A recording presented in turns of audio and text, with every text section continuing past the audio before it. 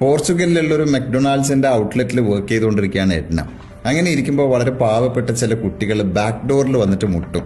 ബാക്കിയുള്ള ബർഗർ വല്ലതും ഉണ്ടോ, വിശക്കുന്ന എന്തെങ്കിലും കഴിക്കാൻ തരുമെന്ന് ചോദിച്ചിട്ട്. അങ്ങനെ എഡ്നയും എഡ്നയുടെ കൂടെയുള്ള അവിടെ തന്നെ ജോലി ചെയ്യുന്ന മറ്റ് 2 യുവതികളും ഇടയ്ക്കിടെ ഈ പാവപ്പെട്ട കുട്ടികൾക്ക് ഇതുപോലെ ബാക്കി വന്ന ബർഗറുകൾ കൊടുക്കുമായിരുന്നു.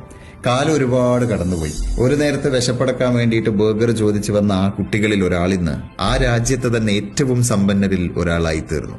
അങ്ങനെ അയാൾ എഡ്നയെ തേടി കണ്ടുപിടിച്ച് പോർച്ചുഗലിലെ തന്നെ ഏറ്റവും വലിയൊരു റെസ്റ്റോറന്റ് സമ്മാനിച്ചു, ഒപ്പം മറ്റ് ഗിഫ്റ്റുകളും. പക്ഷേ നന്മ ചെയ്താൽ നമ്മളിലേക്ക് നന്മ തന്നെ തിരിച്ചു വരുമെന്ന് പഠിപ്പിച്ച എഡ്നയുടെ കഥയല്ല കേട്ടോ ഇത്. മറിച്ച് എഡ്നയോട് ആ നന്മ ചെയ്ത ക്രിസ്ത്യാനോ റൊണാൾഡോയുടെ കഥയാണ്.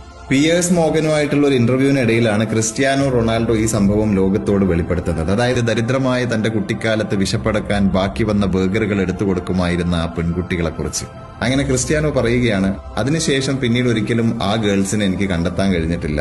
ഞാൻ ഒരുപാട് തവണ പോർച്ചുഗലിൽ അന്വേഷിച്ചു. ആ മെക്ഡൊണാൾഡ്സിന്റെ ഔട്ട്ലെറ്റ് പിന്നീട് പൂട്ടിപ്പോയി. എനിക്ക് അവരൊരിക്കലും കണ്ടെത്താൻ കഴിഞ്ഞിട്ടില്ല.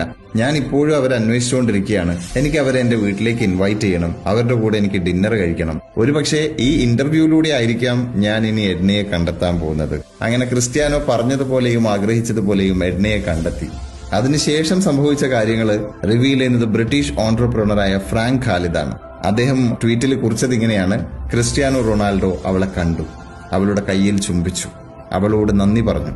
ശേഷം പോർച്ചുഗലിലെ തന്നെ ഏറ്റവും ലാർജസ്റ്റ് ആയിട്ടുള്ള ഒരു റെസ്റ്റോറന്റ് അവൾക്ക് സമ്മാനിച്ചു. ഒപ്പം മറ്റു കുറെ സമ്മാനങ്ങൾ വേറെയും.